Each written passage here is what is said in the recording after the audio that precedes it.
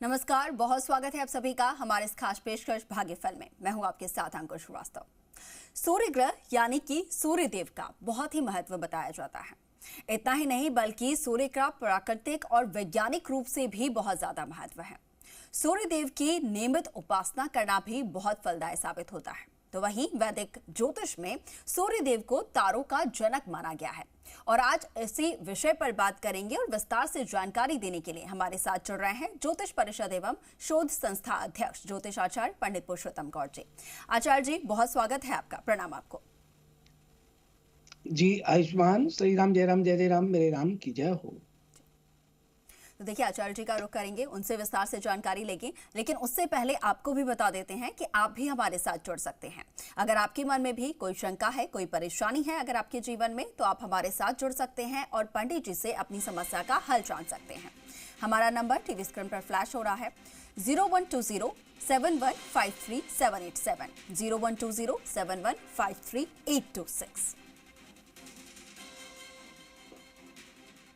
और चलिए अब सीधा आचार्य जी का रुख करेंगे और उनसे आज जानने की कोशिश करेंगे कि सूर्यदेव की उपासना कैसे की जाए और इसका प्राकृतिक और वैज्ञानिक रूप क्या है जिनका सबसे ज्यादा महत्व जाना जाता है। तो आचार्य जी, आज आपसे सूर्यदेव के बारे में जानना चाहेंगे कि उनकी उपासना कैसे की जाए, हमारे जीवन में उनका कैसे महत्व इतना ज्यादा होता है। देखिए, आज अंकुर जी आपने ये प्रसंग बहुत ही महत्वपूर्ण रखा है। हमारी धार्मिक मान्यताओं के अनुसार सूर्य देव को देवता की उपाधि दी गई है। साथ ही सूर्य देव की पूजा का बहुत बड़ा महत्व जीवन में होता है। एक पौराणिक कथा के अनुसार सूर्य महर्षि कश्यप के पुत्र हैं। जब सूर्य देव किसी भी राशि में प्रवेश करते हैं तो यह अवधि किसी भी धार्मिक कार्य के लिए शुभ मानी गई है। सूर्य देव राशि परिवर्तन कर एक राशि से दूसरी राशि में जब जाते हैं तो उसे एक शोर मंडल का यानी शोर कहा जाता है। सूर्य देव को दिवाकर, भानु, भास्कर, आदित्य, सविताए आदि नाम से भी हम जानते हैं जी। और वैदिक ज्योतिष में सूर्य सामाजिक पद प्रतिष्ठा, उच्च पद के कारक ग्रह होते हैं। सूर्य देव सिंह राशि के स्वामी होते हैं। तुला राशि सूर्य की नीच राशि होती है। सूर्य की महादशा से जातकों को अच्छे परिणाम मिलते हैं, जिस कारण कुंडली में सूर्य देव स्थान पर रहते हैं वहीं वो लाभ प्रदान करना शुरू कर देते हैं जी। करियर में सफलता, अंकुर जी, कारोबार में मुनाफा इत्यादि चीजें मन की इच्छाओं के अनुसार सूर्य की महादशा या सूर्य के उच्च के होने पर या सूर्य सिंह राशि का होने पर आपकी जन्म पत्री में आपको मिलना शुरू हो जाता है जी। सूर्य देव के शुभ प्रभावों से जातकों की सामाजिक छवि की अच्छी स्थिति बनती है, मान सम्मान भी बढ़ता है। ज्योतिष शास्त्र अनुसार किसी जातक की कुंडली में सूर्य अन्य ग्रह से पीड़ित होता है, उसे हृदय, आंख से संबंधित बीमारी हो सकती है, हड्डियों संबंधित समस्या भी हो सकती है, पित्त आदि की बीमारी भी रहती है जी। इससे मैं सभी दर्शकों को बताना चाहूंगा कि सूर्य ग्रह का दोष होने वाले व्यक्ति को कई प्रकार की परेशानियां होती हैं, तो उन्हें कैसे दूर किया जाए। सबसे प्रथम बात है, सूर्य उदय होने से पूर्व आप उठ जाइए। नंबर 2 बात, स्नान के बाद सूर्य को अर्घ दीजिए। नंबर 3 बात, तांबे के पात्र में नियमित रूप से पानी पीजिए। तो सूर्य के किसी भी प्रकार का क्रूर कोई दोष आपको लगा हुआ है तो उससे आपको छुटकारा मिलेगा और आपकी सामाजिक तरक्की, उन्नति की स्थिति ऑटोमेटिक बनने लगेगी जी। वैसे तो सूर्य देव को वैदिक ज्योतिष में बहुत महत्वपूर्ण स्थान दिया है, लेकिन हम लोग ये मानते हैं कि सूर्य ग्रह यानी सूर्य देव का ज्योतिष में बहुत बड़ा स्थान होता है जी। ये क्या होते हैं? आत्मा के कारक होते हैं। सूर्य प्रकृति और वैज्ञानिक रूप से बहुत प्रभाव छोड़ता है जी। और सूर्य वैदिक ज्योतिष में तारों का जनक जैसे आपने कहा, लेकिन कुंडली में सूर्य देव पिता का प्रतिनिधित्व करते हैं जी। बिल्कुल आचार्य जी, जैसा कि आपने बताया सूर्यदेव की उपासना जो है हमारे लिए बहुत लाभकारी साबित होती है। ऐसे में ये हमेशा सुना है कि सूर्यदेव को जल अर्पित करना चाहिए, वो हमारे जीवन के लिए बहुत अच्छा होता है। तो उससे क्या कुछ लाभ हमें मिल सकते हैं सूर्यदेव को जल अर्पण करने के लिए? इसके साथ ही और अगर हमें पूजा अर्चना करनी है, सूर्यदेव को लेकर उनकी पूजा अर्चना करनी है, तो उसके लिए क्या विधि विधान होंगे?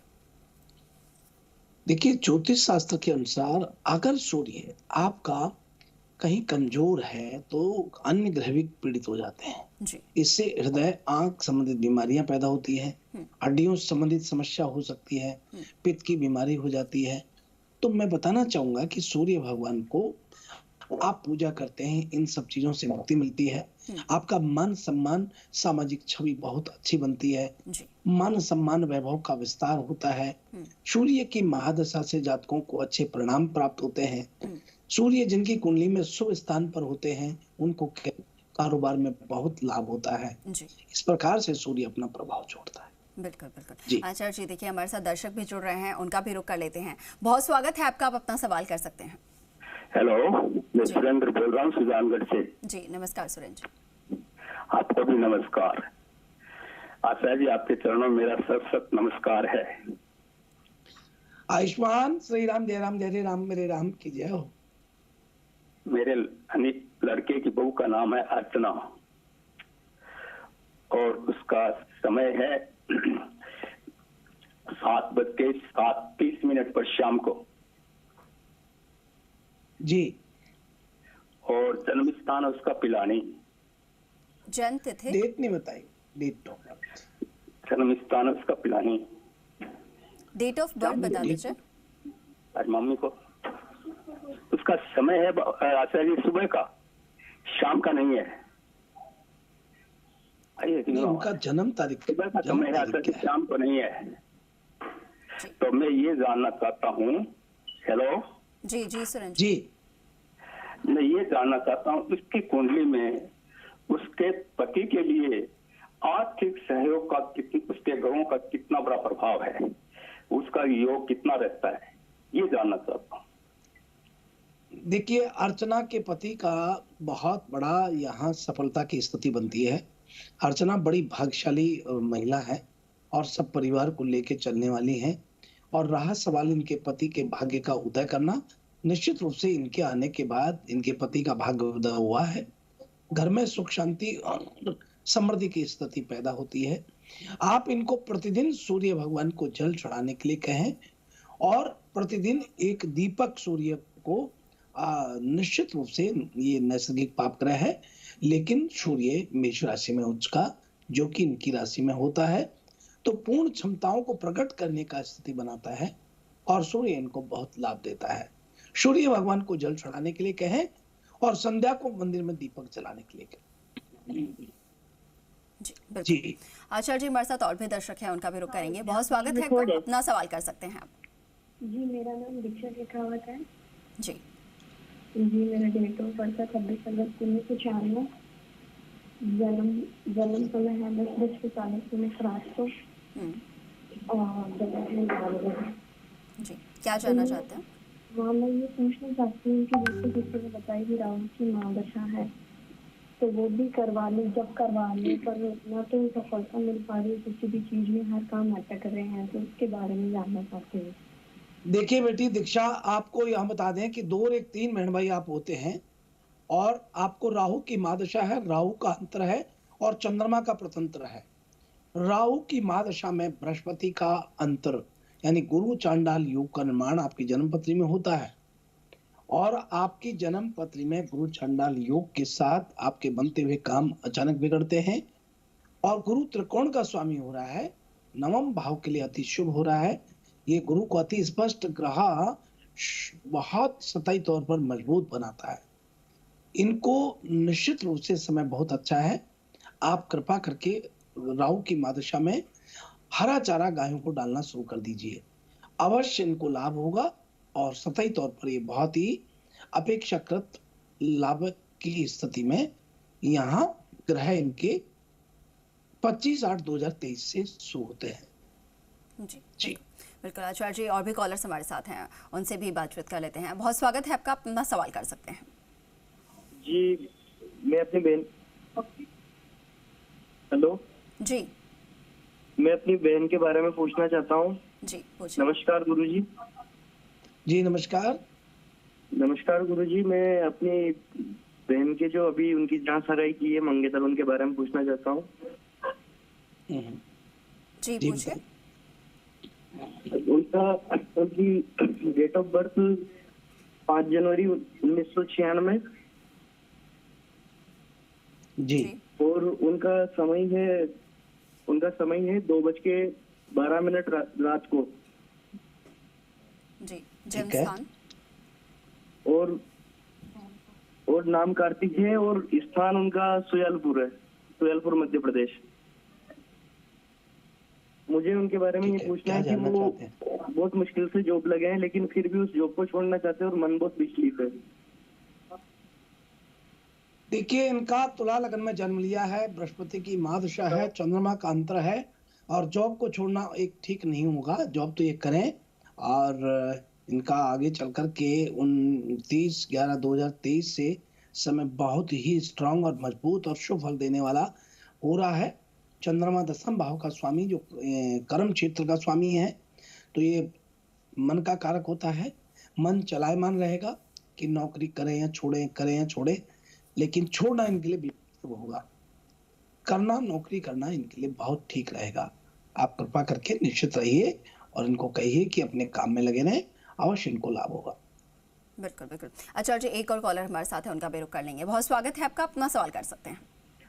आचार्य जी नमस्कार। मैं उस समय अर्चना का समय सुबह 7:30 का था, वो शाम को बता दिया, वो राइट था या गलत था ये नहीं, और उसका जन्म तारीख थी 7 मई 1979 और जन्म स्थान उसका पिलानी था। तो ये सही बताया था मैंने या गलत बता दिया था? अगर सही नहीं बताया तो आप दोबारा बता दें। हाँ, देखिए, आप ठीक कह रहे हैं। ये समय और ये सारा जो है, आपने ठीक ही बोला था, क्योंकि राहु की महादशा आ रही है, बृहस्पति का अंतर है, और ये समय इनका 1/2/2024 तक रहता है। वृषभ लगन होता है और भाग्येश में केतु और चंद्रमा दोनों एक साथ बैठे हुए हैं। नवम भाव में केतु का होना ठीक तो होता है, सम्मान की अभिवृद्धि के साथ कारोबार की अभिवृद्धि भी करता है, पर ये पति के लिए बहुत शुभ है।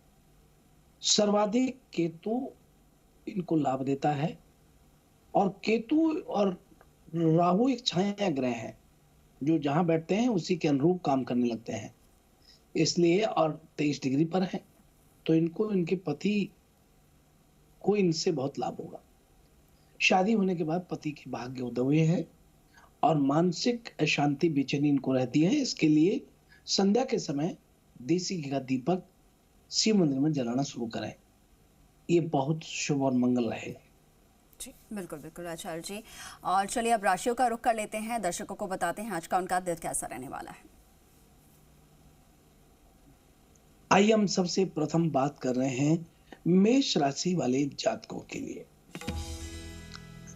मेष राशि के जातकों को आज व्यापार में कुछ ऐसा घटित होगा जिसकी अपेक्षा आपको भी नहीं होगी। शत्रु अहित करने का सोचेंगे और उनको द्वारा आपके ग्राहकों को भी भ्रमित करने का प्रयत्न किया जाएगा। हालांकि बाजार में आपकी छवि सकारात्मक बनी रहेगी। और अब आइए हम बात कर रहे हैं वृषभ राशि वाले लोगों के लिए। यदि राजनीति के क्षेत्र में आप सक्रिय हैं तो आज के दिन ऐसे अवसर हाथ में आपको मिलेंगे जिनका यदि आपने समझदारी से लाभ उठा लिया तो वह आगे चल करके शुभ फल देने वाले होंगे। और अब आइए हम बात कर रहे हैं मिथुन राशि वाले लोगों के लिए।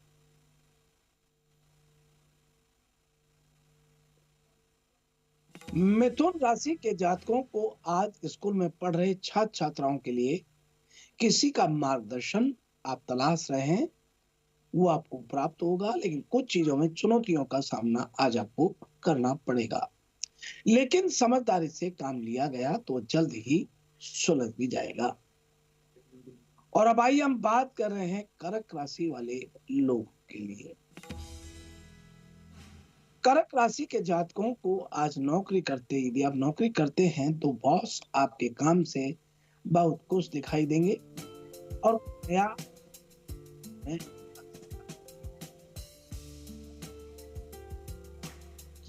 यदि आपने इस प्रोजेक्ट पर सही से काम किया है तो आपके लक्ष्य को उन्नति। और भाई हम बात कर रहे हैं सिंह राशि वाले लोग के लिए। सिंह राशि के जातकों को आज का दिन प्रेम जीवन के लिए थोड़ा संवेदनशील रहेगा। यदि आप किसी के साथ रिलेशनशिप में रहते हैं तो उनके साथ बनाकर रखें, अन्यथा किसी बात को लेकर कलह होने की संभावना दिखाई देती है। और भाई हम बात कर रहे हैं कन्या राशि वाले सभी लोगों के लिए। सरकारी परीक्षा की तैयारी किसी कोचिंग सेंटर से यदि आप कर रहे हैं तो अपने सहपाठियों का सहयोग आपको मिलेगा।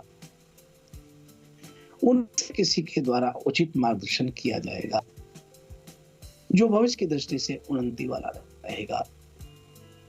और भाई हम बात कर रहे हैं तुला राशि वाले लोगों के लिए। आर्थिक क्षेत्र में किए गए प्रयासों का फल मिलने में अभी देरी लगेगी। कुछ चीजों में परेशानी जरूर आएगी लेकिन जल्दी ही सुलझ जाएगी। नौकरी करने वालों के लिए आज का दिन सामान्य रहेगा। और भाई हम बात कर रहे हैं वृश्चिक राशि वाले। पैरों में सूजन की समस्या रह सकती है। यदि शारीरिक काम ज्यादा करते हैं तो अपने स्वास्थ्य का मुख्यतः ध्यान रखें, अन्यथा चोट लग सकती है। और भाई हम बात कर रहे हैं धनु राशि वाले लोगों के लिए।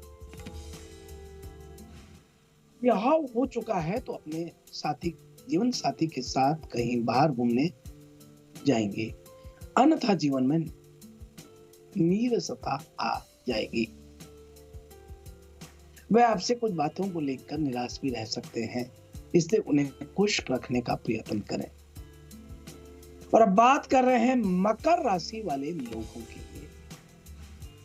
यदि आपके बच्चे कॉलेज में हो गए हैं तो आज आपके उनके साथ कहासुनी हो सकती है और आपको उनका व्यवहार बिल्कुल पसंद नहीं आएगा। ऐसे में आप आवेश में आने की बजाय उन्हें समझाने का प्रयत्न करेंगे तो परिणाम बेहतर रहेंगे। और अब बात कर रहे हैं कुंभ राशि वाले लोगों के लिए। भारी सामान उठाते हैं तो उसे उठाते समय सावधानी बरतें। कोई दुर्घटना होने की संभावना लग सकती रही है, जिस कारण शरीर की कोई हड्डी भी टूट सकती है। और अब आइए हम बात कर रहे हैं मीन राशि वाले लोगों के लिए। घर का वातावरण आध्यात्मिक रहेगा। चाचा चाची के परिवार में से किसी के साथ संबंध मजबूत रहेंगे। आपको अपने माता पिता या गुरुजनों से सीखने को मिलेगा जो भविष्य में आपके इस प्रकार से यह राशिफल।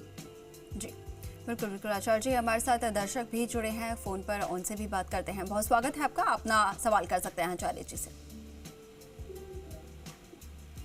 हेलो जी हेलो। हाँ जी नमस्कार, आप अपना सवाल कीजिए। हाँ, मैं सुजानगढ़ से प्रदीप माली बोल रहा हूँ।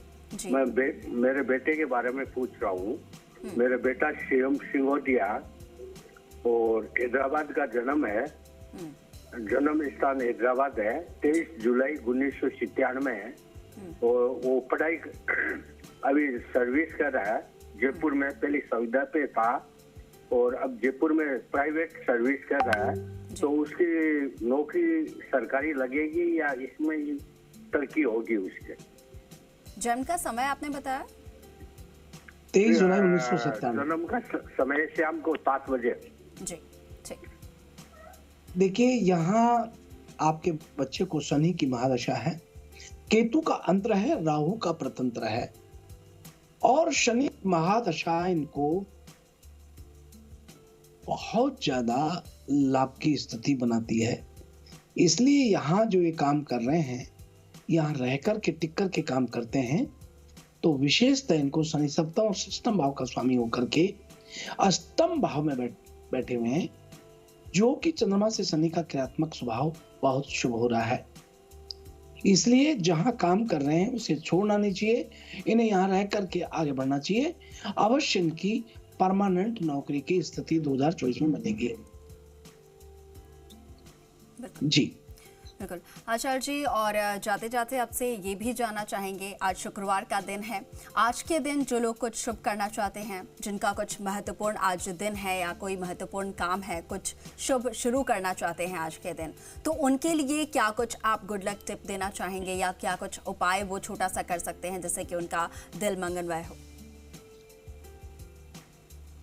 देखिए, आपने ये ठीक कहा कि शुक्रवार का दिन माँ वैभव लक्ष्मी का दिन होता है, और इस दिन कोई भी कार्य शुक्रवार के दिन जब आप अपने देवी का ध्यान करते हुए कार्य करते हैं तो अवश्य उसका लाभ होता है।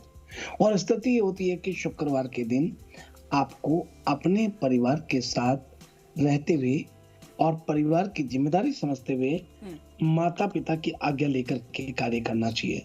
और क्या करें और क्या ना करें ये बड़ी बात है, और उसके लिए आपको शुक्रवार के दिन किसी भी प्रकार से लक्ष्मी जी को उधार देने में रुकना चाहिए, क्योंकि वह वो लक्ष्मी का दिन होता है।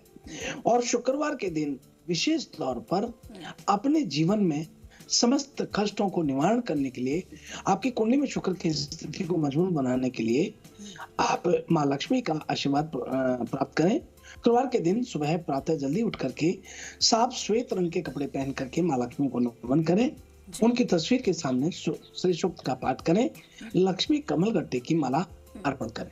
निश्चित रूप से आपको माँ लक्ष्मी का आशीर्वाद प्राप्त होगा। बहुत शुक्रिया आचार्य जी हमारे साथ जुड़ने के लिए आपका, और जो भी आपने उपाय बताए हैं उनके लिए भी आपका बहुत शुक्रिया। जी शुभ आशीर्वाद, धन्यवाद। श्री राम जय राम, जय राम, मेरे राम की जय हो। और चलिए इसी के साथ फिलहाल के लिए भाग्यफल में इतना ही, लेकिन आप बने रहें जी राजस्थान के साथ। नमस्कार।